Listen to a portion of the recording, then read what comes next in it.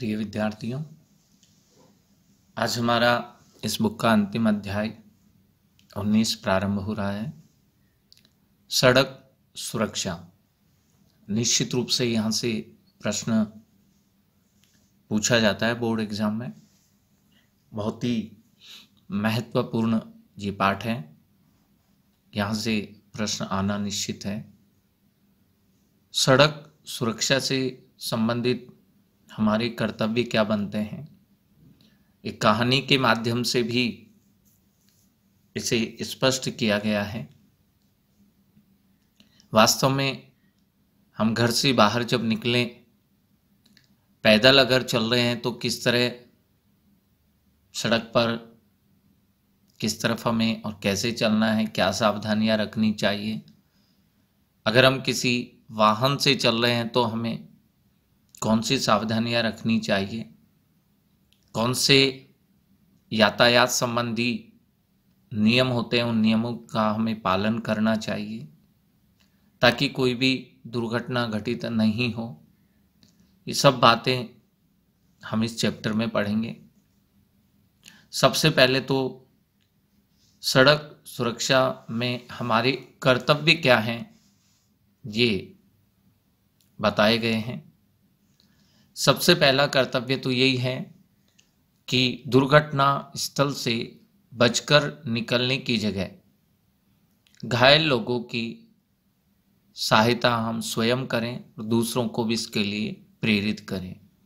कई बार ये देखा जाता है कि हम जहाँ से गुजर रहे हैं वहाँ कोई दुर्घटना घटित हो चुकी है और घायल व्यक्ति वहाँ करा रहा है, रो रहा है, लेकिन हम या तो मोबाइल से उसकी वीडियो बनाने में लगे हुए हैं या फिर खड़े खड़े मूक दर्शक बन गए हैं या फिर वहाँ से हम उसको तड़पते छोड़ करके आगे निकल जाते हैं, बढ़ जाते हैं। तो कभी भी हमें ऐसा नहीं करना चाहिए। अगर दुर्घटना स्थल से हम गुजर रहे हैं, कोई दुर्घटना हो चुकी है और कोई घायल वहाँ पर है, तो हमें स्वयं अस्पताल तक पहुँचाने में या एम्बुलेंस बुलाने में मदद करनी चाहिए और दूसरे लोगों को भी सहायता के लिए वहाँ प्रेरित करना चाहिए। ये हमारा पहला कर्तव्य बनता है। दूसरा कर्तव्य बताया गया है कि कभी भी हम गलत जगह पर गाड़ी पार्क नहीं करें, शराब पीकर के गाड़ी नहीं चलाएं, मोबाइल पर बातें नहीं करें। इन गलत बातों के परिणामों पर अपने घर, पड़ोस और अन्य लोगों के साथ हमें बातचीत करनी ही चाहिए। जैसे अगर गलत जगह पर हम गाड़ी पार्क कर देते हैं तो फिर दूसरे साधनों के उधर से गुजरने में परेशानी होती है, ट्रैफिक जाम हो जाता है। इसके अलावा अगर हमने किसी दुकान के शोरूम के बाहर गाड़ी पार्क कर दी है तो उस शोरूम में आने जाने वालों को परेशानी होगी। हमारे आगे कोई दूसरा वाहन सही जगह पर पार्क है और हम भी उसके पीछे ही अपनी गाड़ी खड़ी कर देते हैं तो फिर उसको अपनी गाड़ी निकालने में बड़ी परेशानी होती है। ये बहुत सारी परेशानियां हैं जो गलत जगह पर गाड़ी पार्क करने से होती है। शराब पीकर अगर गाड़ी चलाते हैं तो उससे दुर्घटना की संभावना पूरी रहती है। हो सकता है हमारे प्राण ही चले जाएं, हमारी मृत्यु ही हो जाए। इसलिए शराब पीकर के हमें गाड़ी नहीं चलानी चाहिए। स्वयं को भी इससे नुकसान है और दूसरे वाहन चलाने वालों को भी इससे परेशानी है, क्योंकि कई बार सुनने को मिलता है कि ये दुर्घटना इसीलिए हो गई क्योंकि ड्राइवर ने शराब पी रखी थी। तो इसीलिए शराब पी करके हम कभी भी गाड़ी नहीं चलाएं, इससे स्वयं और दूसरे सभी को परेशानी हो सकती है। मोबाइल पर अगर बात करते हुए हम गाड़ी चला रहे हैं तो भी दुर्घटना की पूरी संभावना रहती है। मोड़ आ जाता है एक हाथ से हम मोबाइल से बात कर रहे हैं, दूसरे वाहन से गाड़ी को घुमा रहे हैं, स्लिप हो सकती है। इसके अलावा मोबाइल पर बातें करने में ध्यान केंद्रित होगा तो हम अपना ध्यान उस मार्ग पर, सड़क पर गाड़ी चलाने में केंद्रित नहीं कर पाएंगे और दुर्घटना की पूरी संभावना है। इसलिए गलत जगह पर गाड़ी पार्क नहीं करें, शराब पीकर गाड़ी नहीं चलाएं और मोबाइल से बात करते हुए भी हमें गाड़ी नहीं चलानी चाहिए। इसके बाद सड़क पर क्रोध का प्रदर्शन तथा लोगों के साथ दुर्व्यवहार नहीं करें। अगर किसी भी कारण कोई हमारे मार्ग में अवरोध उत्पन्न होता है तो भी हम ऐसी परिस्थिति में क्रोध का प्रदर्शन नहीं करें। और दूसरे जो लोग हैं, मान लीजिए जिनकी वजह से आपको परेशानी हुई है, तो उनके साथ दुर्व्यवहार भी नहीं करें, बल्कि स्वयं भी अपने क्रोध पर नियंत्रण रखें। और हमारे साथ परिवार के अगर दूसरे सदस्य हैं तो उनको भी नियंत्रित रखने का प्रयास करें, क्योंकि क्रोध से कई बार मारपीट भी हो सकती है, अन्य प्रकार के नुकसान भी हमें हो सकते हैं। इसीलिए और क्रोध का प्रदर्शन करेंगे और मारपीट होगी तो फिर सड़क पर रास्ता अवरुद्ध हो जाएगा, रुक जाएगा, जाम लग जाएगा, दूसरे लोगों को भी इससे परेशानी होगी। तो इन सभी के कारण हमें कभी सड़क पर क्रोध नहीं करना चाहिए और अपने साथ जो परिवार के सदस्य हैं उनके भी क्रोध पर नियंत्रण रखने के लिए हमें प्रयास करना चाहिए, उनको प्रेरित करना चाहिए। चौथा कर्तव्य बनता है सड़क सुरक्षा के नियमों और विनियमों का पालन नहीं करने से क्या दंड मिल सकता है, इस पर भी हमें चर्चा कर लेनी चाहिए कि सड़क पर चलते समय कौन से सुरक्षा नियमों का हमें पालन करना है। अगर हम पालन नहीं करेंगे तो हमारे लिए क्या दंड होगा। अगर हेलमेट नहीं लगा रखा है, अगर बाइक पर 2 से ज़्यादा व्यक्ति बैठे हुए हैं, यदि रेड लाइट दिखने पर भी हम चौराहा क्रॉस कर रहे हैं, ऐसे बहुत सारे नियम हैं। उन नियमों की हमें जानकारी होनी चाहिए और उनका पालन नहीं करने पर हमें क्या दंड मिल सकता है, कितना जुर्माना हो सकता है, इसका भी हमें पूरा पता होना चाहिए। जब तक गाड़ी चलाने का लाइसेंस हमें नहीं मिले तब तक हमें गाड़ी नहीं चलानी चाहिए, क्योंकि जब लाइसेंस मिलता है तो उससे पहले ये देखा जाता है कि वास्तव में इसे गाड़ी चलाना आता है या नहीं आता है। इसके लिए ट्रायल होता है और उस ट्रायल में बैलेंस, स्पीड, घूमते समय, ब्रेक लेते समय किस तरह से आपको नियमों का पालन करना है, इंडिकेटर का प्रयोग करना है, कहाँ आपको हॉर्न बजाना है, ये सब बातों को देखा जाता है।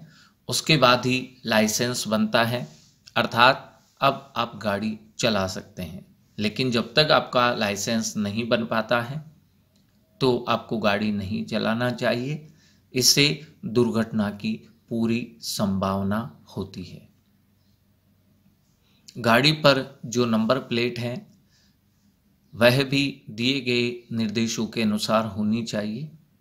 किस तरह से, किस साइज में वो नंबर प्लेट हो, उस पर जो नंबर लिखे हुए हैं वो किस रंग में और किस तरह से होनी चाहिए, नंबर प्लेट पर किस तरह का रंग होना चाहिए, नंबर प्लेट कहाँ और कैसे लगाई जानी चाहिए, इन सभी को हमें ध्यान में रखना चाहिए, जिससे कभी भी किसी को असुविधा नहीं हो।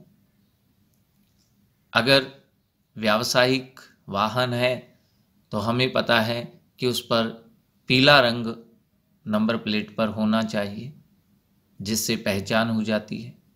इसके अलावा नंबर एक अच्छी साइज में और अच्छे रंग से लिखे जाने चाहिए, दूर से ही नज़र आ जाए। मान लो कोई दुर्घटना हो जाती है, जिस वाहन ने दुर्घटना की, तो हम दूर से भी आसानी से देख सकते हैं कि उस गाड़ी के नंबर क्या थे, और हम जब रिपोर्ट दर्ज कराते हैं तो भी हमें सुविधा रहती है। इन सब बातों को ध्यान में रख कर के गाड़ी की जो नंबर प्लेट है वो दिए गए दिशा निर्देशों के अनुसार ही बनानी और लगवानी चाहिए। अलग अलग स्थितियों में कैसे गाड़ी चलानी चाहिए, जैसे वर्षा जब हो रही हो, कोहरा छाया हुआ हो और रात में, इनमें गाड़ी चलाने के लिए प्रशिक्षण हमें प्राप्त करना चाहिए। क्योंकि वर्षा में और कोहरे में बहुत दूर या थोड़ी सी आगे चलने वाला वाहन ही हमें दिखाई नहीं देता है और हम तेज़ स्पीड में चल रहे हैं, तेज़ गति से चल रहे हैं, दुर्घटना होने की पूरी संभावना होती है। तो इसका प्रशिक्षण हमें होना चाहिए कि उस समय हम लाइट जलाएं, आगे पीछे दोनों तरफ की लाइट जलती रहे, ताकि उस लाइट से दूसरे वाहनों को पता चल जाए कि यहाँ कोई वाहन चल रहा है। इसके अलावा इंडिकेटर का भी हम प्रयोग कर सकते हैं, पार्किंग लाइट का भी प्रयोग कर सकते हैं। वर्षा में वाइपर इत्यादि भी हम चलाएं। इन सब बातों का ध्यान रखें। अगर कोहरा हो तो हमें ग्लास पर केंद्रित करते हुए हमारा जो एसी है वो गर्म वाला चला लेना चाहिए, जिससे वो जो शीशा है वह साफ होता रहे, उस पर ओस या पानी नहीं जम पाए।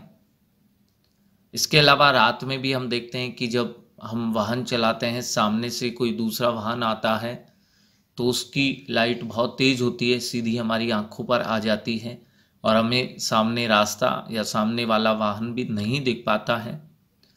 तो बहुत सारी परेशानियां वर्षा में, कोहरे में और रात में होती है, इसलिए इनका प्रशिक्षण हमें प्राप्त करना चाहिए। उसके बाद ही हमें ऐसी परिस्थितियों में गाड़ी चलानी चाहिए। 8वां कर्तव्य बनता है लोगों को गाड़ी की गति नापने की मशीन, सांस द्वारा शराब की मात्रा की जांच करने वाली machine, red speed camera, reflector तथा इंटरसेप्टर के विषय में जानकारी देनी चाहिए। जो भी वाहन चलाने वाला ड्राइवर है, इन सब बातों की जानकारी उसे होनी चाहिए। रिफ्लेक्टर जो होता है वो काफ़ी मदद करता है। जब रात्रि में हम गाड़ी चला रहे हैं, उस रिफ्लेक्टर से ही पता चल पाता है कि आगे कोई मोड़ है या आगे कोई डिवाइडर किस तरह से बना हुआ है या आगे का रास्ता कैसा है, ये हमें रिफ्लेक्टर की मदद से रात को पता चल पाता है। इंटरसेप्टर जो गाड़ी होती है वह वाहनों की स्पीड इत्यादि पर नियंत्रण रखने के लिए लगाई जाती है, उसकी भी जानकारी होनी चाहिए। नशीले पदार्थों के सेवन से सड़क दुर्घटनाओं के दुष्परिणामों के बारे में हमें दूसरे लोगों को बता देना चाहिए, ये भी हमारा कर्तव्य है। गाड़ी चलाते समय गाड़ी के रजिस्ट्रेशन, बीमा, प्रदूषण नियंत्रण से संबंधित कागज हमारे साथ होने चाहिए। अन्य हमारा कर्तव्य बनता है कि दुर्घटना के समय उचित प्राथमिक चिकित्सा देने के विषय में बातचीत कर लेना चाहिए कि जब कोई दुर्घटना हो जाती है, जब तक वहाँ एम्बुलेंस पहुँचे या डॉक्टर्स पहुँचे या पुलिस की गाड़ी पहुँचे, उससे पहले हम वहाँ घायल व्यक्ति को किस तरह से प्राथमिक चिकित्सा उपलब्ध करा सकते हैं, इसकी भी जानकारी हमें होनी चाहिए। एक कहानी भी इसके लिए प्रस्तुत की गई है। राजू एक लड़के का नाम है, उस फटी आंखों से उस पन्ने को देख रहा था जो एक अंतर्देशीय लिफाफे, ये अंतर्देशीय लिफाफा होता है, इसके अंदर जो भी समाचार लिखे जाते हैं ये चारों तरफ से फिर इसको पैक या बंद कर दिया जाता है। तो एक अंतर्देशीय लिफाफे पर लिखा गया था, राजू के बड़े भाई थे निखिल, उसकी आंखों से भी आंसुओं की धार बह रही थी। वह उस पत्र को पढ़ने के बाद रो रहा था। और जब निखिल बड़ा भाई पत्र पढ़ कर के रो रहा था तो राजू भी देख रहा था कि क्या हो रहा है, ऐसा क्यों हो रहा है। फिर उस निखिल ने ही राजू को पढ़ने के लिए पत्र दिया। हम देखते हैं पत्र में क्या लिखा था जो राजू पढ़ रहा है। ये पत्र बड़े भाई निखिल को संबोधित करके किसी ने लिखा है। प्रिय बेटा निखिल, मैं जतिन गांधी का अभागा पिता तुम्हें ये पत्र लिख रहा हूँ। ये जतिन गांधी भी किसी बच्चे का नाम है और उसके जो पिता हैं वो निखिल को संबोधित करके लिख रहे हैं। तुमने मेरे बेटे के मृत शरीर को सुरक्षित भिजवा दिया, उसके लिए मैं तुम्हारा आभारी हूँ। कभी कोई दुर्घटना हुई होगी और जतिन गांधी की उसमें मृत्यु हो गई तो किस तरह से उस जतिन गांधी का शव सुरक्षित निखिल ने भिजवाया था, ये बताते हुए आभार प्रकट करते हुए उसके पिता निखिल को पत्र लिख रहे हैं। जतिन मेरा इकलौता बेटा था। मैं पोस्ट ऑफिस में क्लर्क की नौकरी करता था। मैं और मेरी पत्नी अपना पेट काट करके खाने पीने का खर्चा कम करके जतिन की पढ़ाई की फीस भरते थे। वह इंजीनियर बनकर हमारे जीवन का आधार और बुढ़ापे का सहारा बनना चाहता था। हम उसके लौटने की प्रतीक्षा ही कर रहे थे। वह आया तो अवश्य, परंतु कफन में लिपटकर, अर्थात उसका शव, उसकी लाश ही आ पाई। हमारा सहारा बनने की जगह हमें उसकी अर्थी को कंधा देना पड़ा। ये विधि का विधान था। परमात्मा शायद ऐसा ही चाहते थे। हम लोग उसके निधन पर आंसू बहाने के सिवाय अब क्या कर सकते हैं। बेटा, जतिन तुम्हारी बातें हर पत्र में लिखता था। वह तुम्हें बहुत मानता भी था। मुझ बूढ़े पर एक एहसान करोगे? क्या तुम कुछ दिनों के लिए हमारे गांव आ सकते हो? मैं और जतिन की माँ तुम्हारे साथ बैठकर अपने बेटे के बारे में बातें करना चाहते हैं। पैसों की तंगी के कारण वह 2 वर्षों से घर भी नहीं आ पाया था। अब वह कैसा लगता था? क्या हमारे बारे में तुमसे वो बातें करता था? तुम्हें हमारा आशीर्वाद। इस प्रकार से पिता ने आभार प्रकट करते हुए निखिल को पत्र लिखा है और अपने बेटे जतिन गांधी की मृत्यु के बारे में लिखता है। बुलाना भी चाहते हैं कि जतिन कुछ समय हमारे पास आओ, जिससे अपने बेटे के संबंध में बहुत सारी बातें हम तुमसे कर सकें, क्योंकि आर्थिक तंगी के कारण वो 2 सालों से हमसे नहीं मिल पाया था, गांव नहीं आ पाया था। तुम्हारे उत्तर की प्रतीक्षा में वेलू गांधी, ये जतिन गांधी के पिता का नाम है, पत्र लिखने वाले हैं। जब राजू ने भी इस पत्र को पढ़ा, निखिल की ओर प्रश्न सूचक दृष्टि से देखने लग गया, क्योंकि कैसे कब मृत्यु हुई उस जतिन गांधी की ये राजू नहीं समझ पा रहा था, तो प्रश्न सूचक दृष्टि से देखने लगा। निखिल ने उसे भयंकर रात की घटना सुनाई जिसने उसके जीवन को झकझोर कर दिया। निखिल और उसके 3 मित्र हॉस्टल में आसपास के कमरों में ही रहते थे। जतिन उनमें सबसे छोटा था। उनकी इंजीनियरिंग की पढ़ाई का ये आखिरी वर्ष था। कुछ ही महीनों में वे घर वापस लौट जाते और अच्छी नौकरियां पाकर जीवन में आगे बढ़ते। 31 दिसंबर की शाम थी। इन चारों ने नए वर्ष के स्वागत की पार्टी में जाने का निश्चय किया। निखिल को अपना प्रोजेक्ट पूरा करना था, इसलिए उसने जाने से मना कर दिया था। उसकी जगह पास वाले कमरे में रहने वाले नरेंद्र ने उनको अपनी गाड़ी में ले जाने का सुझाव दे दिया। पार्टी में काफ़ी चहल पहल थी। इन मित्रों में से किसी को भी शराब पीने का शौक नहीं था, परंतु जैसा कि इस उम्र के युवाओं में आदत होती है, कुछ लोगों ने उन्हें जबरदस्ती शराब पिला दी। रात के 2 बजे उन लोगों ने वापस जाने का निश्चय किया। बाहर चारों तरफ कोहरा छाया हुआ था। नरेंद्र गाड़ी चला रहा था।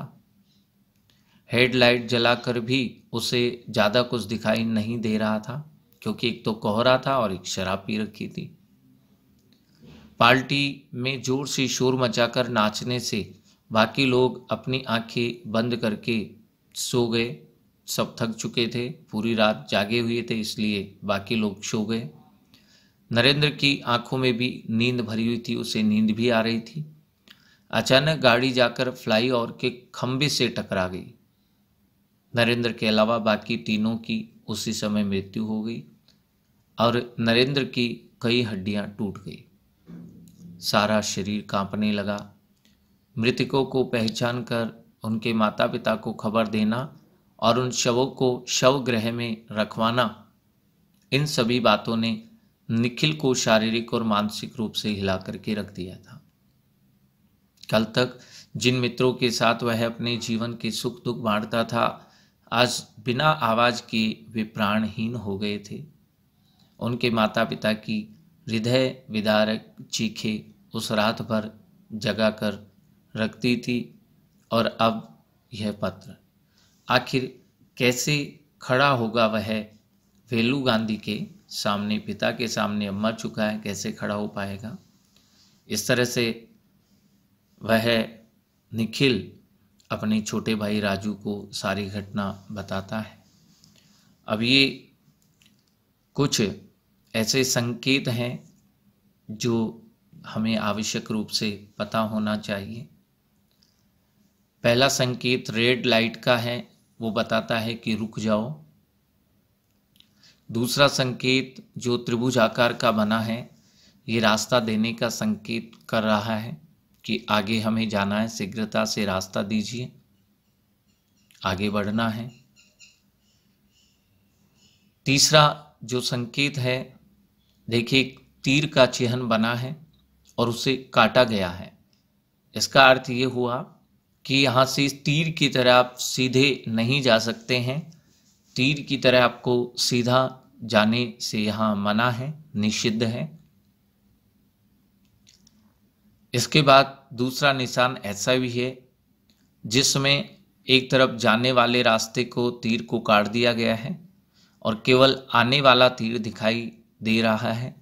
इसका अर्थ है कि वन वे है, आप इसमें एक तरफ से ही गति कर सकते हैं, आ सकते हैं, जा नहीं सकते, केवल इधर से आ सकते हैं। और दूसरा जो चिन्ह ऐसा ही है, उसमें केवल जाने का रास्ता है कि आप इधर से जा सकते हैं, लेकिन इधर से वापस नहीं आ सकते हैं, ये भी वन वे है। इसके बाद अगला संकेत ये बता रहा है कि जाने और आने वाली दोनों ही तीरों को काटा गया है, अर्थात यहाँ से न आप जा सकते हैं और ना ही इधर से आ सकते हैं। इसके बाद देखिए अगला संकेत है जिसमें बाइक और कार दोनों को काट दिया गया है। इसका अर्थ भी यहाँ से यही है कि यहाँ से बाइक या 4 व्हीलर कुछ भी गुजर नहीं सकती है, प्रतिबंध है। नेक्स्ट संकेत में एक ट्रक बना करके और उसे काटा गया है, अर्थात ट्रक आदि जो भारी वाहन हैं वे इधर प्रवेश नहीं कर सकते हैं, प्रतिबंध है।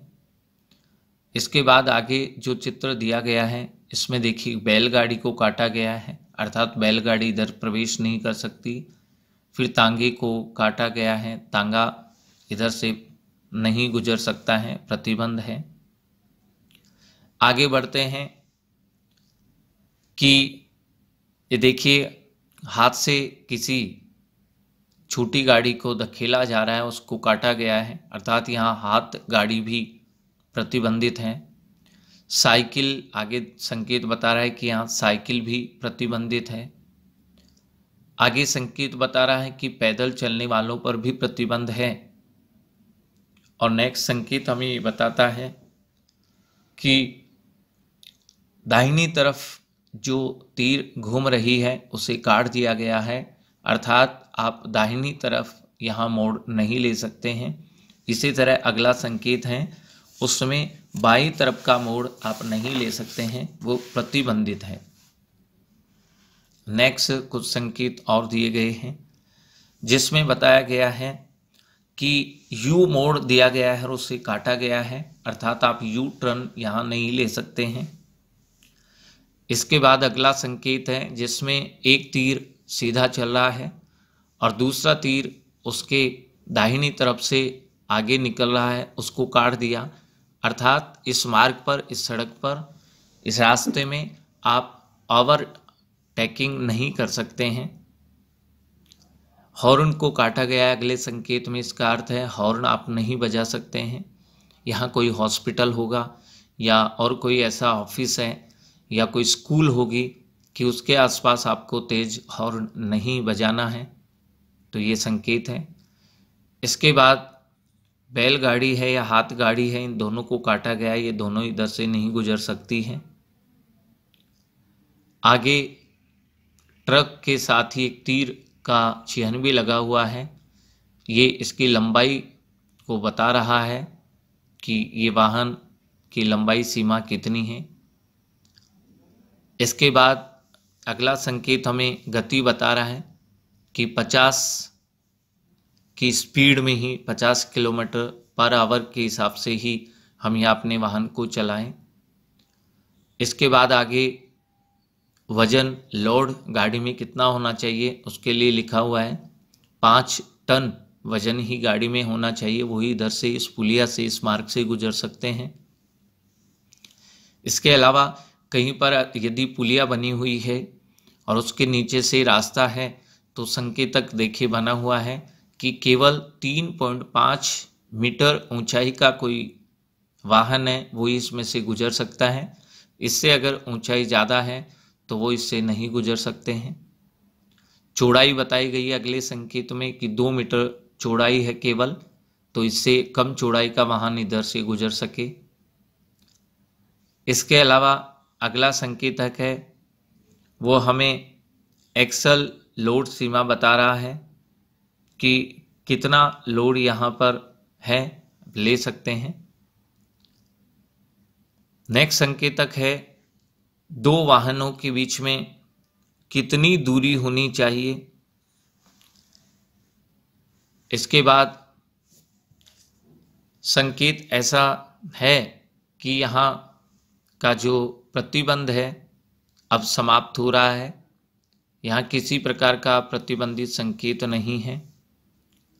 इसके बाद अगला जो संकेत है वो नो पार्किंग का है, यहाँ पी लिख करके और उसको काट दिया जाता है तो हम समझ जाते हैं कि यहाँ पार्किंग नहीं कर सकते हैं। इसके बाद दूसरा आगे संकेत ऐसा है जिसमें क्रॉस लगा हुआ है, यहाँ पर वाहन को खड़े नहीं करना है, रोकना नहीं है, आप रोक नहीं सकते हैं। आगे जो संकेत है वो ये कहता है कि आप आगे बढ़े, यह अनिवार्य है। अगर आपको नेक्स्ट संकेत बताता है कि हमें बाईं तरफ रहना है, नेक्स्ट संकेत कहता है दाहिनी तरफ आपको अपने वाहन को रखना है। बाएं मोड़ है तो ऐसा संकेत हमें मिल जाएगा कि बाईं तरफ आपको मोड़ना है, दाहिनी तरफ तीर का निर्देश कर रहा है तो दाहिनी तरफ हमें मोड़ना है। आगे चल करके दाहिनी तरफ मोड़ना है तो इस तरह का मार्ग होता है, थोड़ा आगे चलने के बाद बाईं तरफ मोड़ना है तो तीर इस तरह से बनी होती है।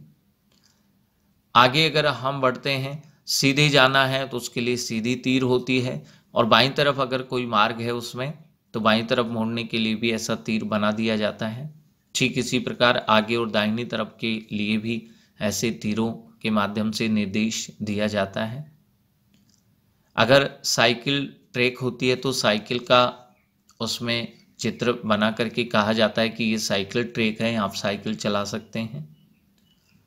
और जहाँ ध्वनि का मार्ग दिखाया जा रहा है, वाद्य यंत्र दिखाया जा रहा है, तो यहाँ आप हॉर्न जरूर बजाएं।